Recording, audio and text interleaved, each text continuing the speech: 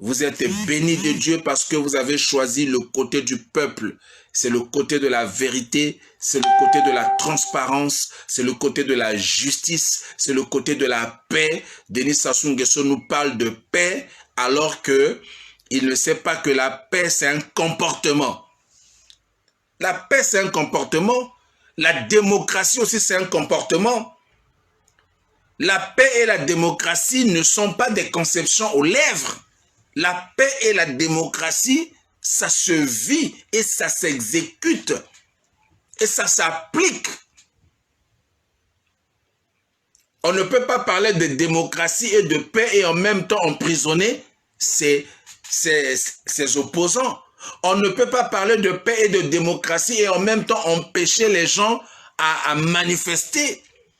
Denis Sassou Nguesso nous parle de paix, il nous parle de démocratie, alors qu'il emprisonne ses opposants, il emprisonne les Congolais qui sont, comment dirais-je, qui n'ont pas la même opinion que lui.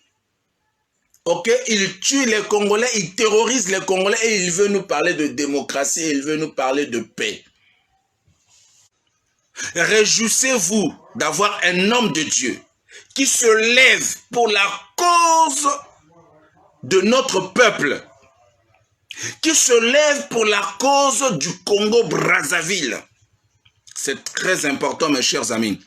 Vous avez vu au Mali ce qui s'est passé, parce qu'il y a eu un homme de Dieu, celui qu'on appelle un imam, Imam Dicko, a refusé la corruption. Imam Dicko a refusé de collaborer avec le criminel, le dictateur Ibrahim Boubacar Keïta. Voilà pourquoi aujourd'hui il est tombé.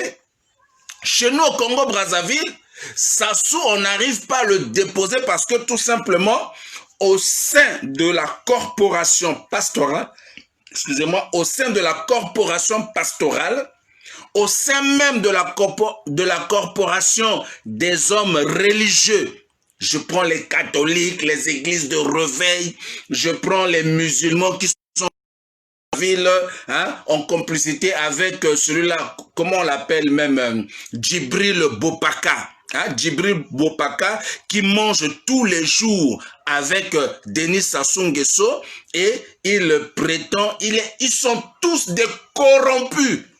Voilà pourquoi le Congo est toujours sous l'emprise du dictateur. Voilà pourquoi le Congo est toujours sous l'emprise du criminel Denis Sassou Nguesso. C'est de cela qu'il s'agit, mes chers amis.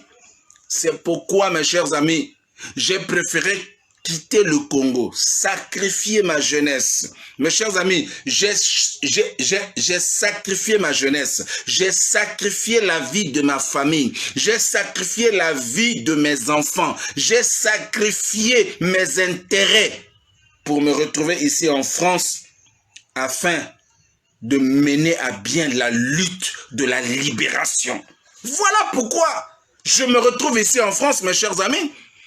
Ne pensez pas que ça soit pour... C'est pour la première fois que je viens en France. Mais, mes chers amis, j'ai commencé à venir en France depuis longtemps. Depuis des décennies, moi, je viens en France. Mais je n'ai jamais aimé résider en France. Mais c'est lorsque je me suis rendu compte, lorsque j'ai reçu le message de la part de Dieu, me disant que tu es dans le faux. Oui, Dieu m'a dit que j'étais dans le faux lorsque j'étais encore en train de collaborer avec ce régime de Sassou, lorsque j'étais encore chargé de mission du ministre Henri Ndjombo. Dieu m'a dit, tu es dans le faux, il faut que tu quittes. Et c'est comme ça que moi j'ai quitté ce régime-là. C'est comme ça que j'ai quitté ce régime-là. Et j'ai commencé à défendre les plus faibles.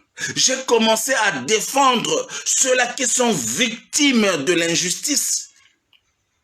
Et ça m'a valu la prison à la maison d'arrêt. Jusqu'à ce que je sorte de là, Dieu me dit, quitte le Congo-Brazzaville. Il faut que tu partes de là pour bien mener ce combat-là. C'est pourquoi j'ai quitté le Congo-Brazzaville. J'ai abandonné mes enfants, j'ai abandonné ma mère, j'ai abandonné mes parents, j'ai abandonné tous les intérêts que j'avais à Brazzaville, mes chers amis. J'ai tout abandonné. J'avais des intérêts, mes chers amis. À Brazzaville, j'avais des intérêts, j'avais bel et bien des intérêts. Mais j'ai tout abandonné pour me retrouver ici. C'est pas pour... non. C'est pas pour mon plaisir. Ce n'est pas pour mon bien. Ce n'est pas pour l'intérêt de mes enfants. Quand je vous parle là, mais j'ai des enfants qui sont à Brazzaville. Quand je vous parle là, mais j'ai de la famille qui est à Brazzaville. Vous comprenez, mes chers amis? Aujourd'hui, si le Congo n'arrive pas à se libérer de la dictature, c'est parce que beaucoup des hommes politiques se sont laissés corrompre. Beaucoup des pasteurs, ce sont des pasteurs corrompus. Beaucoup des imams qui sont au Congo-Brazzaville sont corrompus. Parce que si ils étaient des vrais hommes de Dieu, je pense qu'ils n'allaient pas se laisser corrompre. Aujourd'hui, on allait avoir des imams d'ICO au Congo-Brazzaville. On allait avoir des imams d'ICO au Congo-Brazzaville. Mais parce que tout simplement, chez nous, au Congo, les gens sont tellement facilement... C'est-à-dire, le Congolais est facilement corruptible. Le Congolais regarde que son intérêt. Le Congolais se préoccupe que de ses propres intérêts.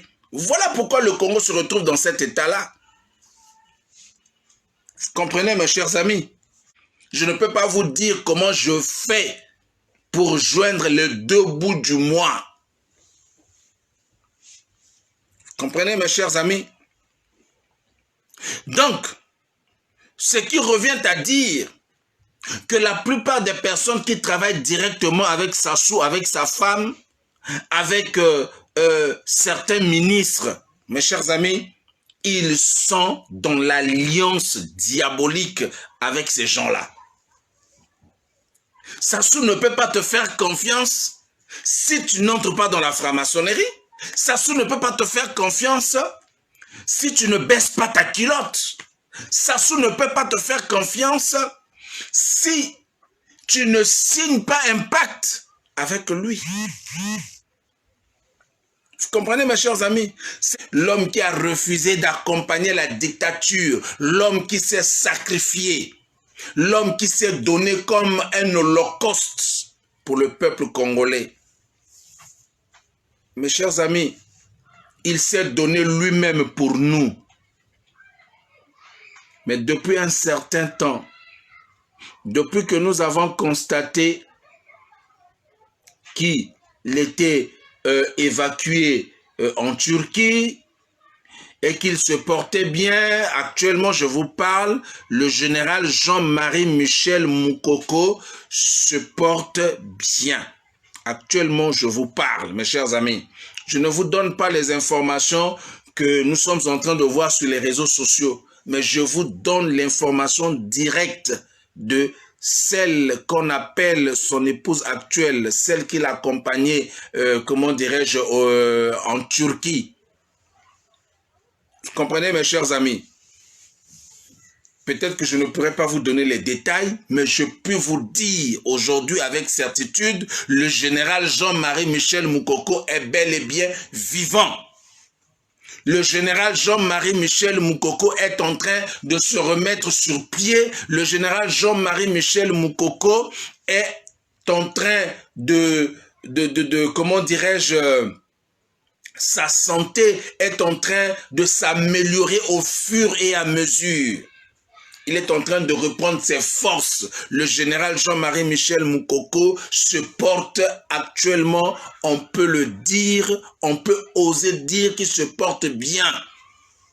Malgré qu'il est encore un peu convalescent, mais je peux vous dire, d'après les conversations que j'ai eues directes, je dis bien directes, parce qu'en ma qualité d'homme de Dieu, mes chers amis, les gens se confient. Les gens appellent pour se confier. Les gens appellent pour dire des choses. Il y a des choses parfois, j'essaie de maquiller pour faire passer le message parce que je ne veux pas tout de suite exposer ma source. Je ne veux pas mettre ces personnes qui me donnent des informations, je ne veux pas les mettre en danger. C'est pourquoi j'essaie de parler, mais avec beaucoup de réserve. Vous comprenez, mes chers amis? Et donc, nous sommes en train de travailler pour que le général Jean-Marie Michel Moukoko ne reparte plus à Brazzaville.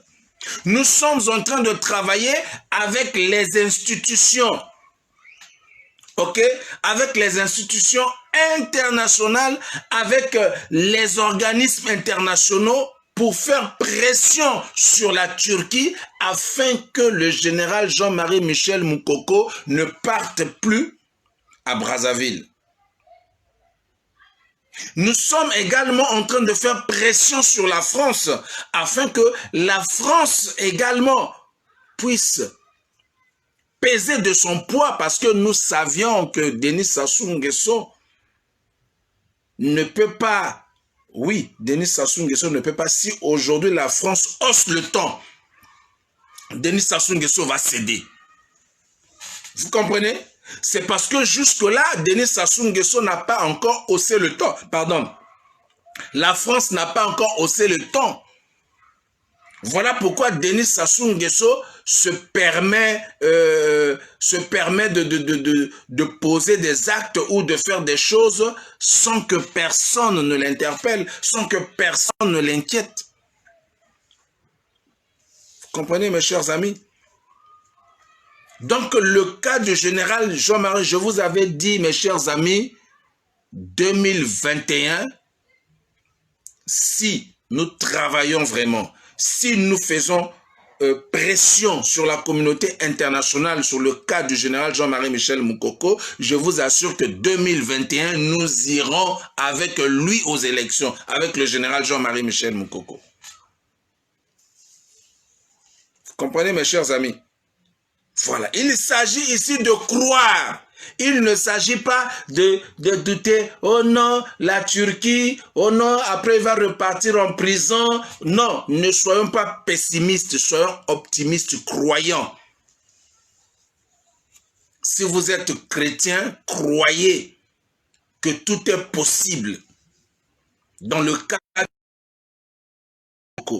moi je crois en l'homme. Moi, je crois en lui. Je crois que 2021 sera une année où le soleil du Congo va se lever. 2021 sera une année du changement. 2021, si seulement si nous les Congolais, on se lève. Si seulement si nous les Congolais, on se serre les coudes. Si parmi nous, il n'y a pas de traite. Je vous assure, 2021, ça sera un changement pour nous. Vous comprenez, mes chers amis? Mais il est important qu'on se serre les coudes. Il est important qu'on se soutienne. Il est important qu'on se lève comme le peuple du Mali. Prenons l'exemple sur le Mali, les Congolais. Vous êtes en train de souffrir. Sassou est en train de marcher sur vous. Sassou est en train de chier sur votre tête, sur vos têtes. Sassou est en train de s'en foutre éperdument de vous. Ne continuez pas à fermer les yeux. Ne continuez pas à observer. Ne continuez pas à accepter les 2000 et les 3000 pour aller assister à ces, comment on appelle ça, à ces meetings. Ou pour aller l'accueillir dans, comment on appelle ça, dans les aéroports de Pointe-Noire ou de Brazzaville. Congolais, réveille-toi.